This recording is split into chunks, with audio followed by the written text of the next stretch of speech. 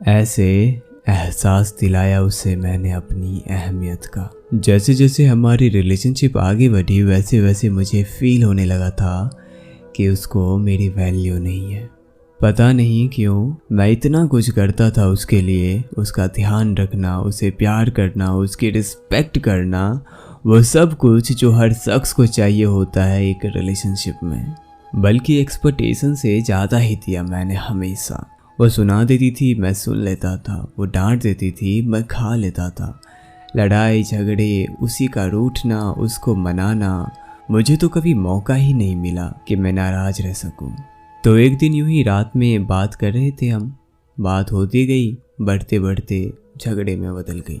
सच कहूँ तो गलती मेरी नहीं थी और मुझे हर बार की तरह इस बार भी बुरा लग रहा था कि वो शख्स मुझे ब्लेम कर रहा है, मुझे दबा रहा है, मुझे सुना रहा है, मुझ पे चिल्ला रहा है और मैं चुपचाप सुन रहा था। मेरे आंसू रुक नहीं रहे थे। गुस्से में मैंने फ़ोन रख दिया और साइड में फेंक दिया, क्योंकि यार हो गया ना बस।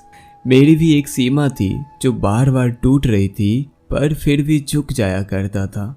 वो शख्स ईगो में था कि कॉल तो मैं ही करूँगा, उसके आगे रोऊंगा, गिड़गिड़ाऊंगा, माफिया तो मैं ही मांगूंगा।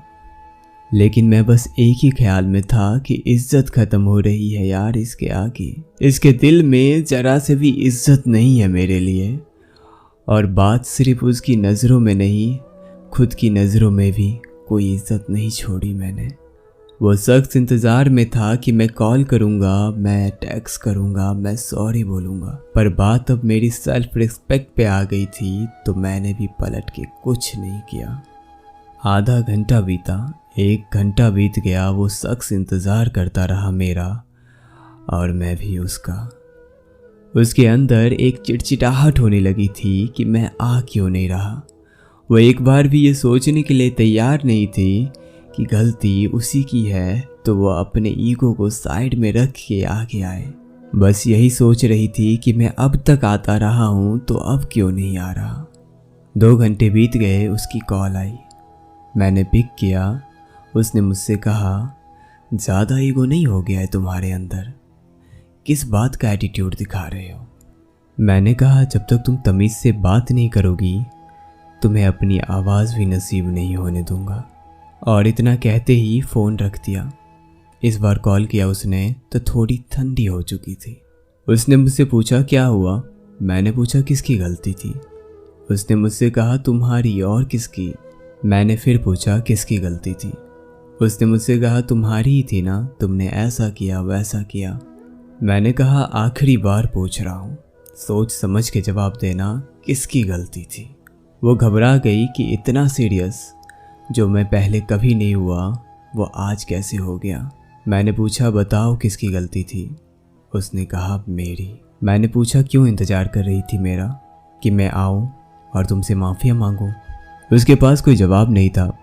मैंने कहा, ये क्या तमाशा बना के रखा हुआ है? हर रात झगड़ने का, हर बार मुझे ब्लेम करके, मुझे सुना के, मुझे से एक्सपेक्ट करना कि मैं आके माफ़िया मांगूं। क्यों इतना गारंटेड ले रखा है मुझे तुमने?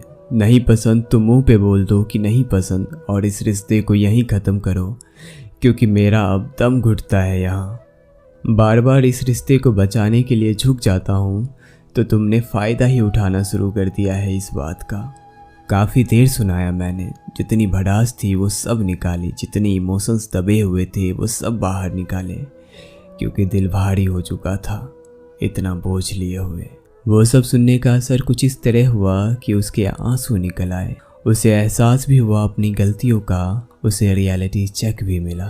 उसने मुझसे काफ़ी दफ़ा माफ़िया मांगी और मुझे विश्वास दिलाया कि वो इस तरह की कोई चीज़ आगे से नहीं करेगी, क्योंकि मैंने उसे ये यकीन दिला दिया था कि ये मैं एक और बार भी सहन नहीं करूँगा। मुझे गारंटेड लेना तुम्हारे इस रिश्ते से कंप्रोमिस करने जितना दूर ले जाएगा, और रिश्ते का टूटना कोई इतनी आसानी से गवारा नहीं करता। वो शायद पहली बार मैंने स्टैंड लिया था खुद का, और लेना ज़रूरी भी था। इज्जत सिर्फ उसकी नज़रों में नहीं बल्कि अपनी नज़रों में भी बढ़ी, और कुछ इस तरह एहसास हुआ उसे अपनी गलतियों का।